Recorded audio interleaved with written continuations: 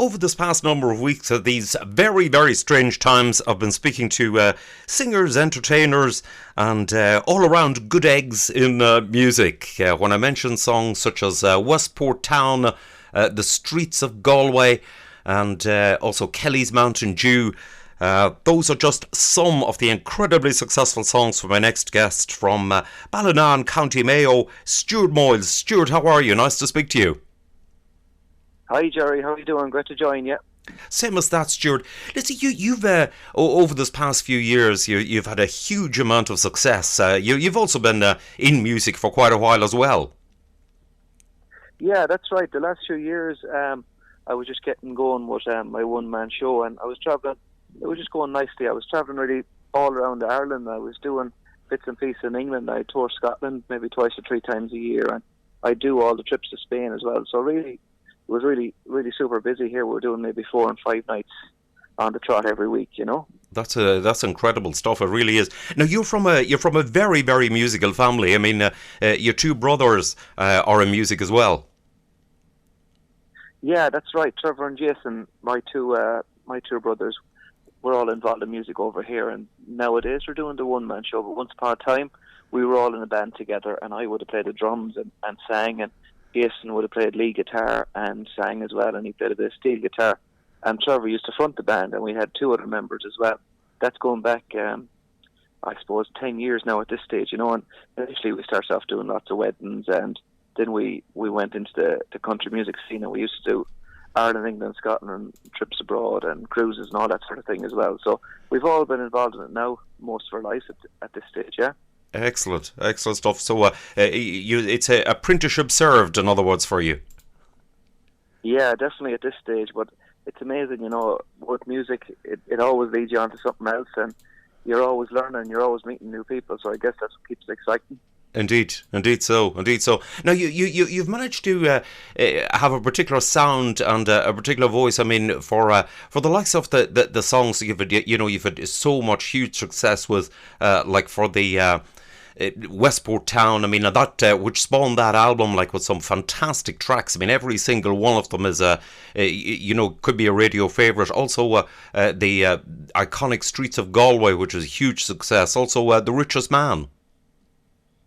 Yeah, I guess I just got lucky with picking some songs, you know, really and truly, because it's very individual to different people what they might like, and then, you know, of course you'll have successes and stuff that just don't work, you know. But I'm glad to hear such good reports from yourself, and the likes of The Streets of Galway was written by a tune man called Pork Stevens, right?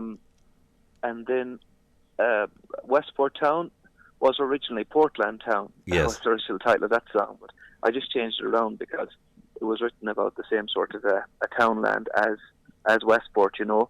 It was beside the sea and about farming and stuff like that. So I guess it's stuff people could relate to. And then with The Richest Man, that man who wrote that now lives in America. He's Martin Kenny, originally from I think it's Kilkee. Right. He's definitely County Sligo, but I can't remember the exact. Or no, it was Kilglass, I think. Kilglass, yeah, he's Martin Kenny. But again, hugely popular for me. And if I'm doing Facebook Lives or if I'm doing concerts in and around the country, it's always requested, you know. So it's just, if anyone would like to check out any of my music, it's all on YouTube, and we would have done individual music videos for them all. And there's, I also got to sing that song on a show with Daniel O'Donnell. Right. Back a couple of years now. It was Opera Daniel, so it was a great opportunity for myself, you know. Indeed so. No, you've also been at other songs like they've been hugely successful. Kelly's Mountain Dew and also The Ocean of the Free. Yes.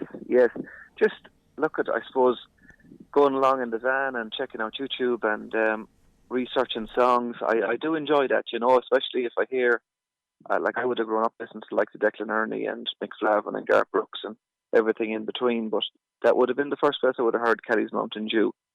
And The Ocean of the Free was originally from a band in Scotland called Skip Inish, and you probably have heard of those guys. They seem to be really popular in Scotland, you know. So it's just a song that caught my ear, and there's certain things you can do with songs, like especially for the dancing scene in Ireland. You know, you can take them and give them a particular beat and a particular sound, and once we take it into the studio, we can do our own thing with them.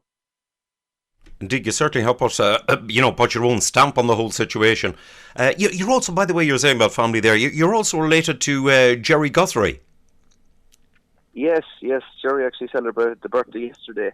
right? I was talking to him, but that's right. I'm a first cousin of Gerry Guthrie, and he's a great guy and a great singer. Indeed, he is. Indeed, he is. I've met him on a number of occasions in London, and superb performer, no doubt about it. And you were say you were busy. You were touring all over the place, and you were hard at work before it all sort of came to an abrupt end. That's right. Yeah, life has totally changed from that point of view. As in, we're doing 4 and 5 nights a week, and you'd be working one week to the next, and you'd be in Ireland. And this week, you'd be flying into the UK the next week, and maybe in May or September, October time, you'd be going to Spain 2 or 3 times as well and fitting everything in. But now there's none of that. There's no gigs, and we don't know how it's going to be for the foreseeable future. But here in Ireland, we're a little bit luckier than some other countries. At least the numbers are pretty small now, and they seem to be opening it up a little bit. They're easing the restrictions, they call it, into phase 2 now. So hopefully, if the numbers keep dropping, we might be able to get back to some sort of normality and get back to work. Indeed. In a couple of months, please God, Indeed, fingers crossed on the whole situation. What have you been spending your time at while you've been off? I believe you've been doing some Facebook Lives. Yeah, that's right. I was doing Facebook Live, and for anybody who's listening, you can check it out. It's under Stuart Moyles Music on Facebook, and maybe we try to do it maybe once every other week, if we can. Maybe over Friday evening, or just yesterday evening. Actually, I done one because I had a bit of time on my hands. I was actually recording a couple of videos for some people were on to me asking me to record a music video for some different charities, and to try and raise money for, be it sick children or whatever their charity is, So I'm always happy to oblige if I can. But other than that, we're renovating a bathroom in the house, so things I wouldn't usually have time to do, because you'd be on the road. And as well as that, I was in the bog doing the turf recently. So were you ever in the bog, Gerry? Yes, I'm very, very familiar with it indeed. And you're not the first. Believe it or not, you're actually not the first person I've interviewed who has been in the bog and all the rest of it for in this lockdown period. Because the weather's just been so good at home, really and truly. Here in Ireland, I don't think we've ever had such a good spell of weather. Basically, the last 2 months solid. There's been very few bad days, and mainly lovely and sunny. So today is a bit more overcast. So we're hoping for a return to the good weather again, please God. Indeed, hopefully. And needless to say, you're able to do while doing all of those things. Needless to say, the garden is being looked after, and you're doing a bit of painting and the usual type of thing. That's for sure. Things that I've never done before, like sorting out hanging baskets and everything here at home. So the house has never looked as good.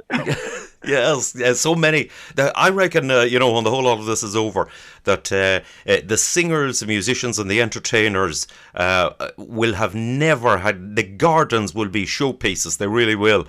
And I don't think there'll be a single board left unpainted any place. No, the paint shops will be empty, and everything else, we'd be all tradesmen of different descriptions. Indeed so. But needless to say, you keep it busy. Have you, matter of interest, have you come across any other additional material or songs that you're sort of working on or thinking about? Yeah, for sure. Look, it's every other week that people contact me or email me. People are so good, If people like my voice, they always send me song ideas. I'd have different friends around the country, and I'm always researching. And if people send me a song, usually what I do is I check it out, and I'll sit down with the guitar and see how it sounds. If I like it myself, I'm usually willing to give it a go if I think it'll work for the audience. And of course, the dancing is the big thing here in Ireland. So if we can work a beat around a song, and I think it's going to be popular, I'm always willing to try it out, Indeed. So now, I know you've done a number of concerts. How do you feel? How do you find the difference in concerts and the dances? Well, a huge difference. To be honest, in one way, I much prefer the dances because it's just what you're used to, and you get that much more confident when you're doing them all the time, and you get to know how to read crowds, and they like their waltzes and their jives and all that sort of thing. But then concerts is a totally different set and a different feel, because everyone is sitting down, maybe be it 200 or 300 or 400, whatever it is, people looking at you, and there's nowhere to hide, and they're just focused on you, you know. But it's just something you get used to, and you get to build a different type of show then, because it wouldn't be as full on as a dance show, of course. The likes of The Richest Man is perfect for concerts, because Yes. people can sit down and enjoy the story of a song, whereas if you're going around the dance hall looking for a dance with a woman or whatever, you're not maybe listening to the words as much. Do you know what I mean? So Yes. it's just, I'm beginning to really enjoy the concerts now. There was actually a couple of people on to me this week, promoters here in Ireland, and they're looking at maybe doing some concerts on a smaller scale and reduce the numbers and keep the social distance. And you know, they're looking maybe the end of August or September if things keep going good. So it'd be nice to have something to work towards, you know. Indeed so. Definitely would, and hopefully that all that pans out. But many people, all right, have said to me that it is a very different feel when you're doing a concert, but that the time period is much shorter. Yes, indeed, yeah. You know, like a lot of the concerts I do in Ireland, I might be part of maybe 3 or 4 acts, and they might do 20 minutes each. But these ones we'll be looking at in the future will be myself and maybe just 1 or 2 others, maybe just myself and a couple of special guests. And once we get back on track and we're allowed crowds, there'll be no problem. You know, we'll be able to line things up again as normal and get back to our usual gigging regime. Yes, that would be absolutely superb. How do you enjoy the travelling? I mean, you travel quite distances.